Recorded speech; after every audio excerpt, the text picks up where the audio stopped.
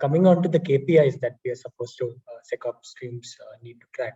So before we even get there, I think the most important thing that we all need to note is that all SecOps teams are not built equal. There are definitely different levels of SecOps based on your team size, the skills, the capabilities, the budgets, etc. So some of these KPIs may not be applicable to you, so you need to definitely filter KPIs. And when we talk about filtering KPIs, there are two approaches of doing it.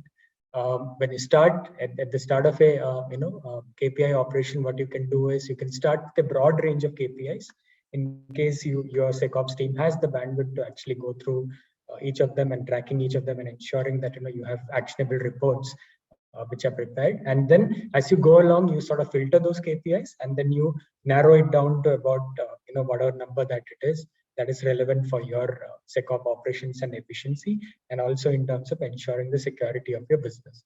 The other approach, of course, is that you start narrow and you widen as you go along, which is not a very recommended approach, I must say, but it still has its own merits in the sense that you don't really end up consuming a lot of bandwidth to begin with, and you don't tire down the SecOps team if your team is not very large again to begin with. So these are some of the types of KPIs which are out there.